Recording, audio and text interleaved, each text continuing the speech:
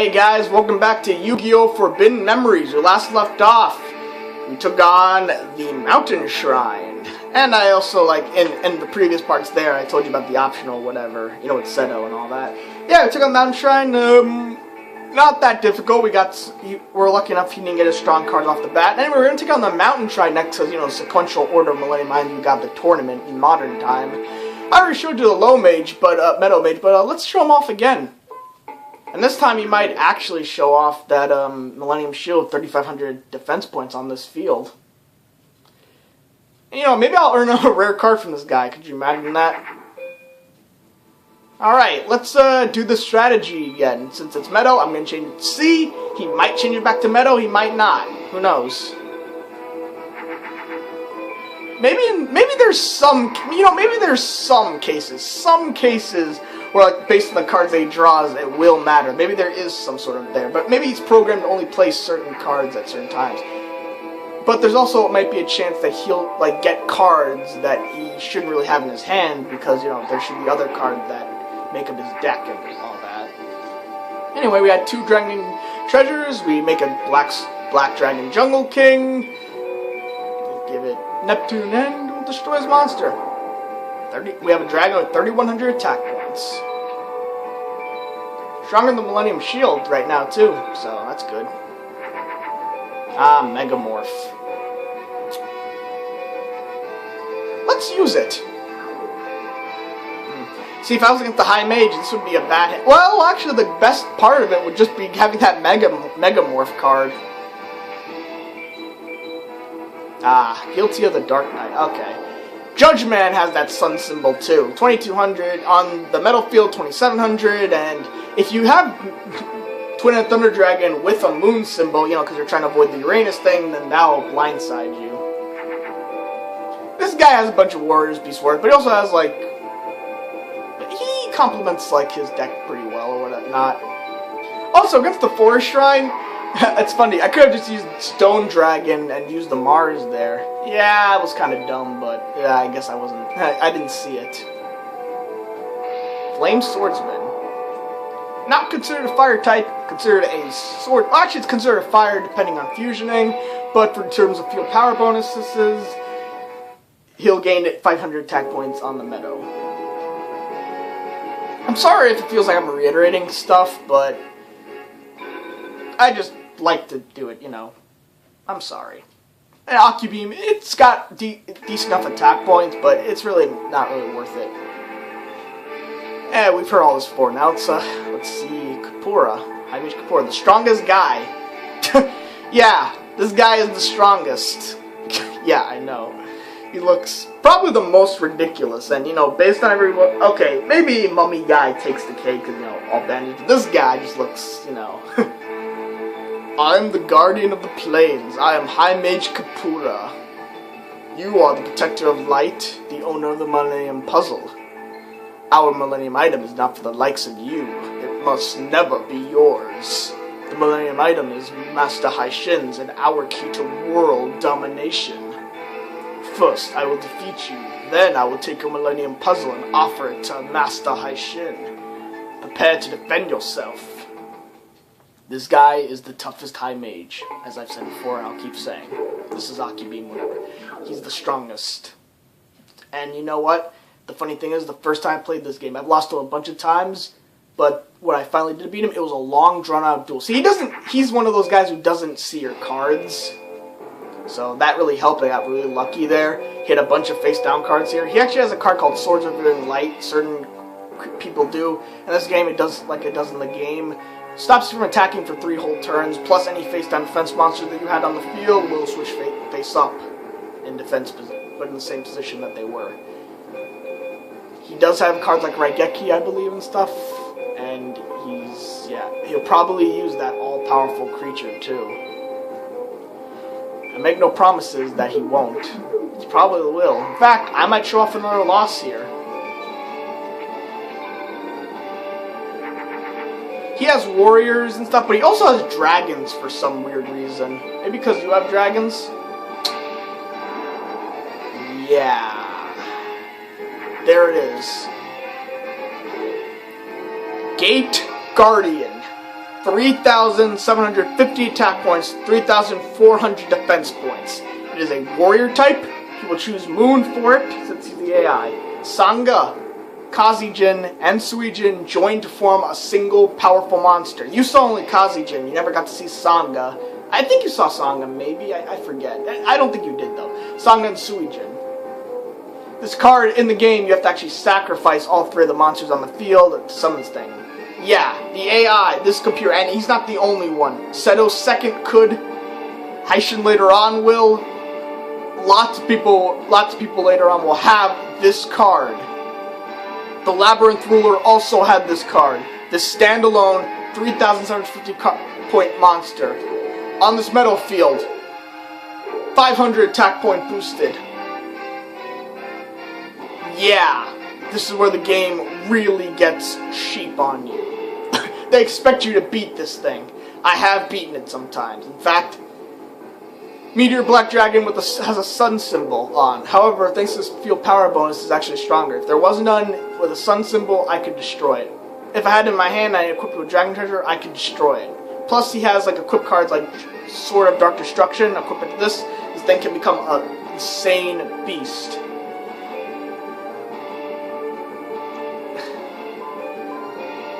I have to. There's nothing really I can do until I draw Raigeki or maybe a Megamorph with the Twin Thunder Dragon combination. That's right, this thing is the most powerful. This is where the game really gets cheap. And he has more than one. There it is. More than one of these things. He reduced my point by over half. And I've lost. There's nothing I can do. Maybe I can play this in defense mode, but really this is just stalling. But I'll probably lose. Nah, he didn't take the bait. And I lost there, guys. Yeah! That's real fair, isn't it? Real fair. Really super doopity duper fair. You actually hope to face Master Haishin? Foolish child.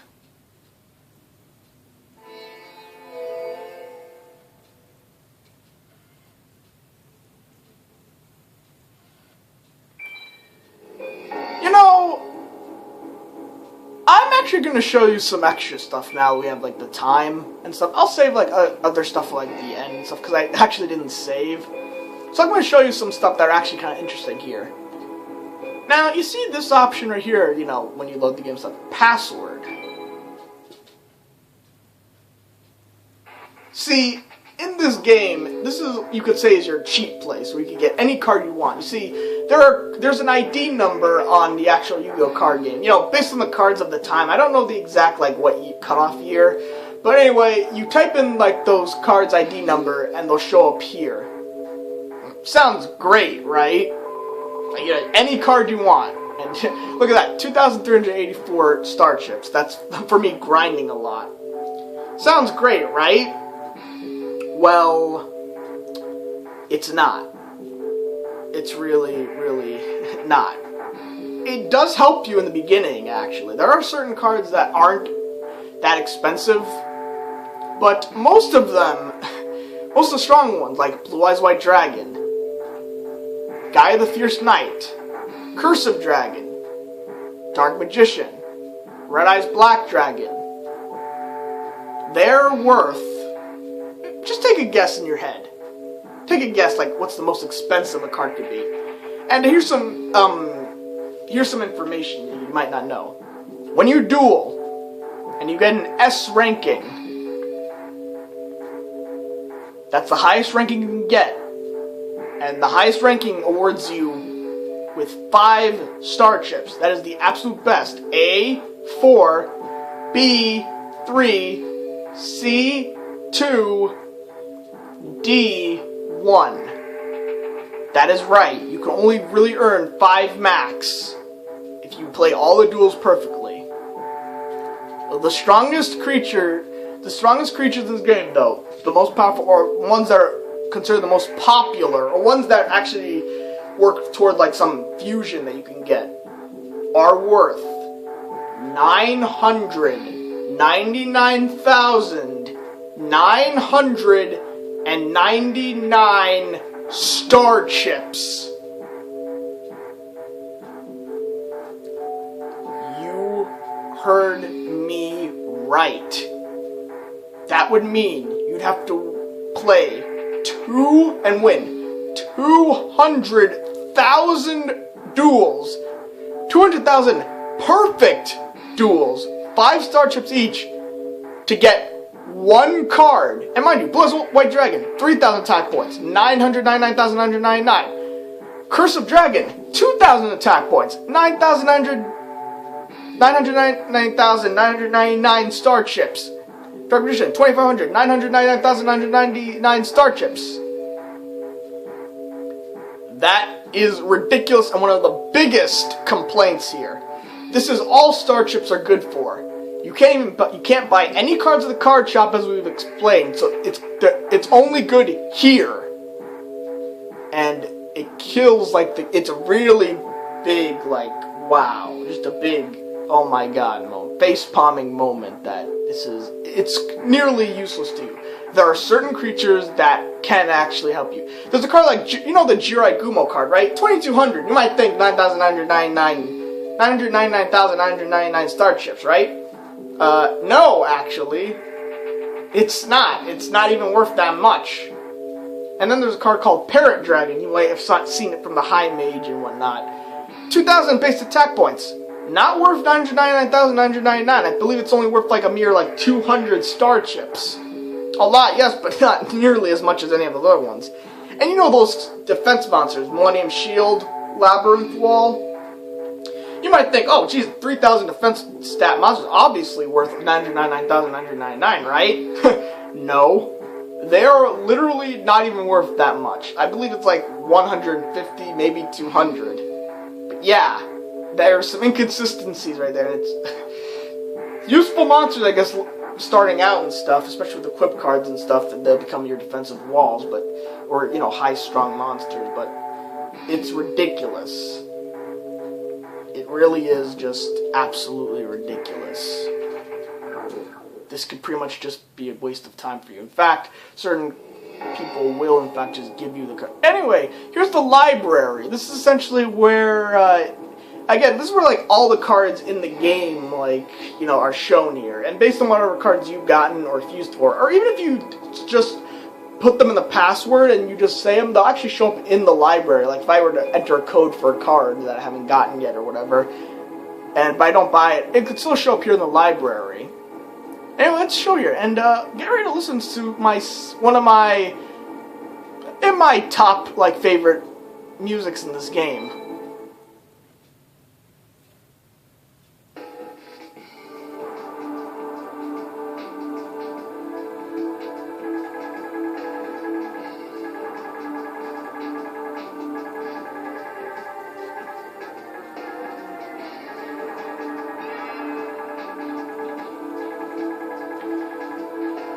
Yep, this is some really intense and creepy music, just like the Inside Millennium Puzzle one. I guess I still like the Inside Millennium Puzzle one more, but this track, man, you wouldn't expect it. This is just from archiving a bunch of creatures and stuff. It's a sound effect, man. It's music. It's nuts, yeah. And there's the total right there. If you press the L1 button, you scroll way up. Hold down the R1 button and you scroll all the way down. There's a total of 722 cards here. Remember, I've played this game before, and this is these are the cards I've gotten. Most of them just by dueling and stuff. I know, I got kind of lucky here. Anyway, what you can do is you can press the X button here. You get a description stuff, and if you press the right button on the thumb pad, or just the X button, you get a 3D model of the person. You can't really change the background stuff. It's just this squared grid background. Wait a bit and they'll actually do a cry for you. That's their entrance pose or whatnot. I think might be their victory pose too. Yeah, but there's not much else you can do with them. It's pretty interesting place. You see all the cards you get. These green cards are all spell cards. The ones in black are actually just fusion monsters, but I don't actually have the standalone card for them. Like here's Thousand Dragon. Again, some models, yeah. These are for like the super rare cards. I don't think I want to. I think I'll only show you. Oh yeah, and here's these pinkish cards. Red cards are the trap cards. And now you might be wondering, what are those blue cards? In the game of Yu-Gi-Oh, there are these cards known as ritual magic. There are cards called ritual monsters. See, ritual monsters are summoned in the game by sacrifice. In the original Yu-Gi-Oh, in the regular Yu-Gi-Oh card game, they're summoned by sacrificing a certain number of leveled creatures, either matching the level of like the ritual monster or exceeding it. But you need a spell card, which is a ritual spell card, which matches with their like card in order to summon them. They can't be summoned any other way. But in this game, there are ritual cards, but they do not work the way that you expect them to. Plus, some of these I don't even think actually exist in the actual card game. Look at this one. Granted, you can get this by like a code, but I have no idea where this card even exists. I don't even think this is a regular. Again, so there are certain creatures here that. So there are actually certain cards that can be. You know the Gate Guardian, right? There is actually a ritual. It actually is a. You can't get that card regularly at all in the game. You can only get it by getting the ritual card for it in this game. I don't know where that ritual card is, but anyway. But the thing is, these ritual cards are pretty much completely useless to you when you're fighting a strong enough opponent. There are many reasons. The first big one is this description. This description right here is supposed to tell you what monster. They're so vague though. There is no possible way that you could possibly know what cards they are unless you look them up yourself. You have to look them up. There are no hints given to you. Nothing. What is it? Sacrifice a masked one to summon a new mask. That is so vague. And you know, at the end of the day, these cards, these ritual monsters aren't even that powerful. Some are, but others are hardly worth it. I mean, look at this one. There's one here just for the Millennium Shield. And you can get that card just by buying it, and it's not even worth that much. Sacrifice the monster with the highest defense rating and summon shield. You might think, I don't know, the most powerful monster with the most standalone ones. I guess ones with 2,000 or something. It makes sense, because Labyrinth Wall certainly isn't like one of them. See, for this game, each ritual card requires, I believe, just 3 monsters. 3 random monsters. But see, in the Yu-Gi-Oh card game, the actual Yu-Gi-Oh card game, you wouldn't even need, you just need the cards in your hand, but you need the actual ritual monster in your hand, and the spell card along with it to activate it. But as for monsters that you need to tribute, they can either be on the field or in your hand. Either one. But in this